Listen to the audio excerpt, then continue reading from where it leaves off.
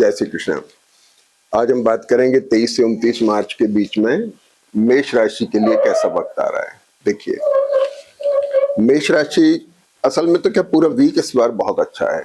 शुक्र इस समय वर्गोत्तम में चलेंगे और अब आप देखेंगे कि 23 तारीख से शुक्र मीन राशि में वर्गोत्तम में आ रहे हैं, उच्च की राशि है, और 28 तक वर्गोत्तम में, यानी पूरा वीक जो है इसमें शुक्र वर्गोत्तम में है।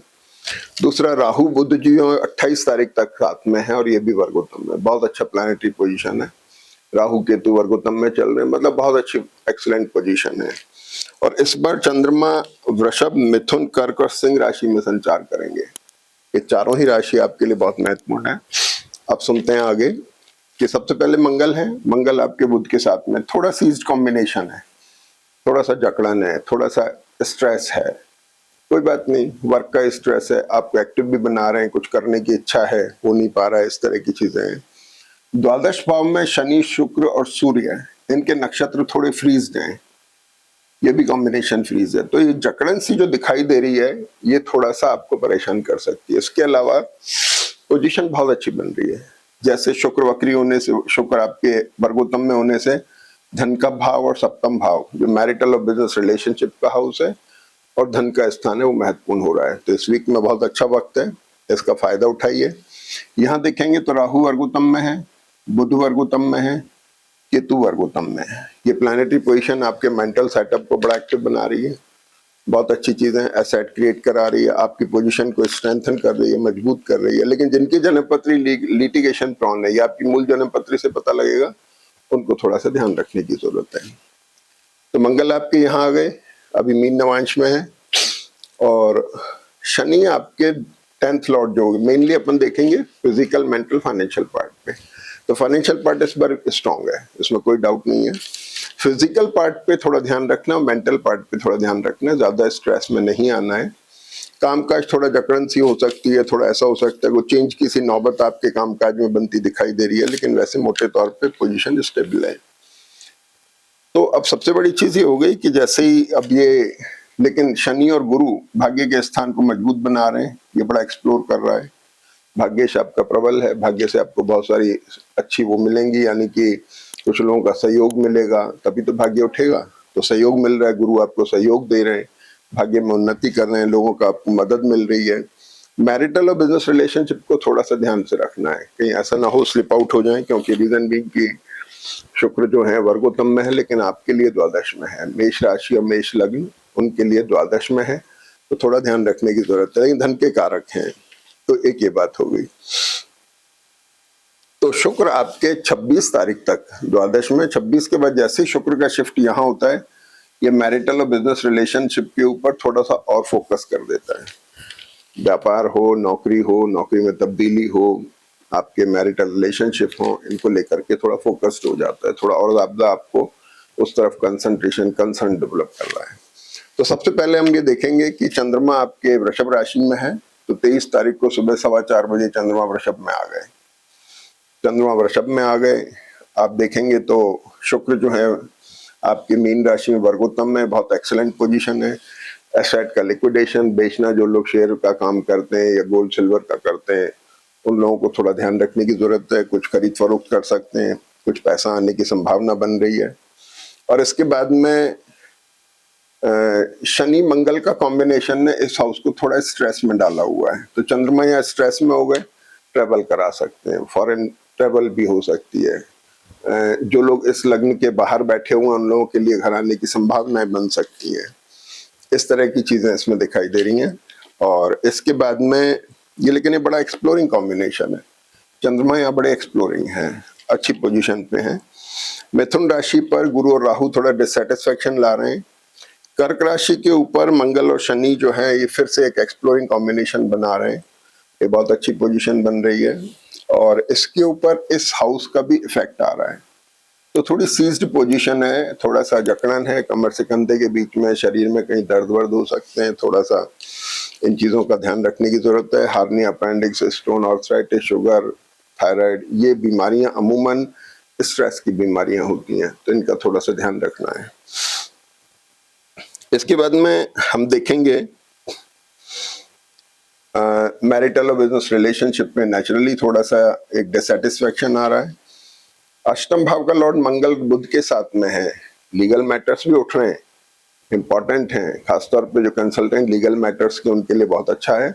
लेकिन जिनकी जन्मपत्री लीगल मैटर्स के प्रॉन है उन लोगों को थोड़ा सा ध्यान रखने की जरूरत है। बाकी एसेट क्रिएशन वाला टाइम बता रहा है। और इसके बाद में फिर भाग्य के ऊपर दृष्टि है, दशम भाव का लॉर्ड चेंजेस ला रहा है। ऐसे करके मोटे तौर पे जन्मपत्री बड़ी स्ट्रांग मूड में है। बुध भी वर्गोत्तम में है जो आपका तृतीय और सिक्स लॉर्ड हो गया। तो चंद्रमा वृषभ राशि में आ गए, फिर शुक्र मीन राशि मीन नवांश में चले गए, मीन राशि में फिर वर्गोत्तम में हो गए। अब पूरे वीक में शुक्र जो है वो 23 तारीख से लेकर 28 तारीख तक जो है 28 तारीख तक शुक्र जो है यहाँ पर हम देखेंगे तो ये वर्गोत्तम में जा रहे हैं। पूरे वीक के अंदर शुक्र का असर आ रहा है तो वही पैसा तो आपके पास आ रहा है। खासतौर पे कंसर्न पैसे की हो गई, आपके ब्लड रिलेशन में फैमिली के लोगों की हो गई, उस तरफ में कुछ अच्छी चीजें होती दिख रही हैं। दूसरा, मैरिटल और बिजनेस रिलेशनशिप कुछ स्टेबल मोड में जाने की स्थिति में है वीकेंड के अंदर।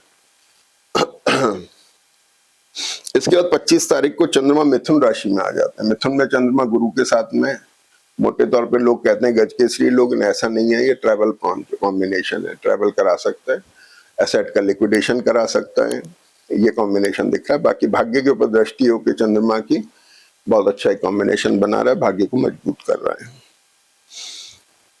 मंगल और सूर्य का नमांश बदलता है, नीच नमांश में आ जाते हैं। मंगल आपका 8th लॉर्ड है, लग्न का कारक भी है। सूर्य आपको मंत्र में थोड़ा एग्रेशन बढ़ सकता है, थोड़ा ध्यान रखने की जरूरत है।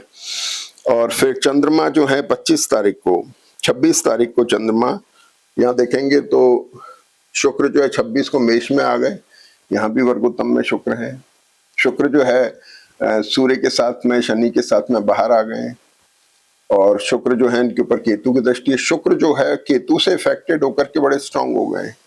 स्ट्रांग शुक्र जो है उसकी सप्तम पे दृष्टि है। डिसाइसिव मोड में आपके मैरिटल और बिजनेस रिलेशनशिप जा रहे हैं, नौकरी व्यापार हो या शादी वादी का मामला हो या मैरिटल रिलेशनशिप में, उन पर फोकस आ रहा है बहुत ज्यादा। तो एक बहुत अच्छा साइन है, शुक्र मेष राशि के आपको बहुत मदद करने वाले हैं। तो और चंद्रमा फिर है जो 25 तारीख को ही 9:35 तक तो वर्गोत्तम में है, और फिर 9:35 से लेकर दिन में 3:30 बजे तक चंद्रमा यहाँ पर भी वर्गोत्तम में। तो ये दिन 27 तारीख का बड़ा अच्छा है, इसे आप काम में ले सकते हैं। ये आपके किसी नई शुरुआत में, नई मीटिंग्स में, नए टाई अप्स में, बिजनेस मीटिंग्स में, इनके लिए बहुत अच्छा वक्त है। किसी नई मुहूर्त वगैरह के लिए बहुत अच्छा वक्त है।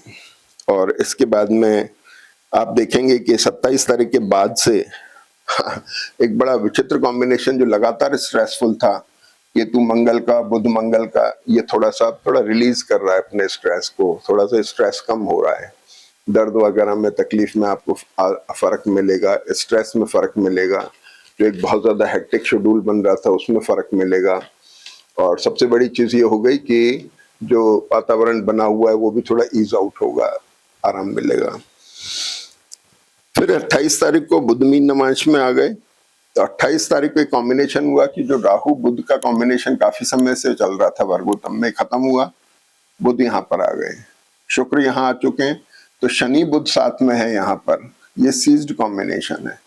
शनि यहाँ देखेंगे ये भी सीज हो गए, शनि यहाँ भी सीज हो गए, और यहाँ भी शनि सीज हो गए।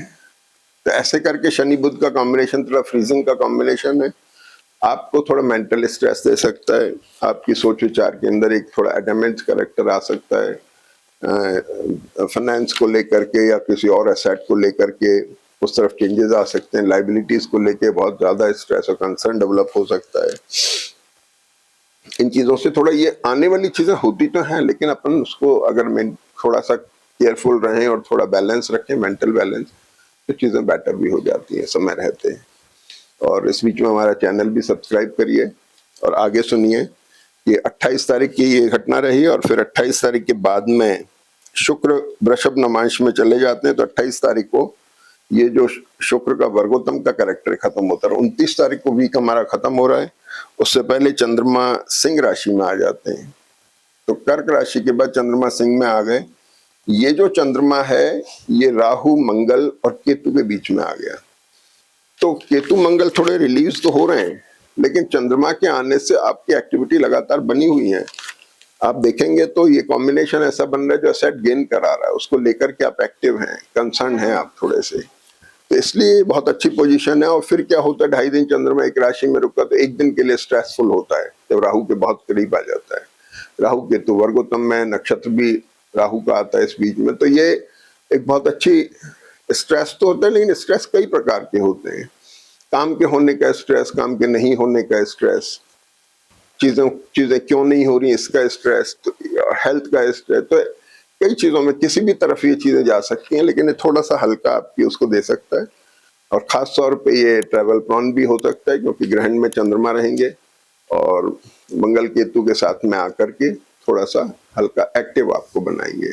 खास तौर पे एसेट क्रिएशन, लोकेशन चेंज होना, इन चीजों को लेकर बहुत इंपॉर्टेंट कॉम्बिनेशन है। तो ये वीक आपके लिए बहुत अच्छा है, फायदा उठाइए, अटके हुए पैसे को निकालने की कोशिश करिए, व्यापार को स्टेबल करिए और आप देखिए कि बहुत अच्छी पोजीशन होने वाली है। जय श्री कृष्ण।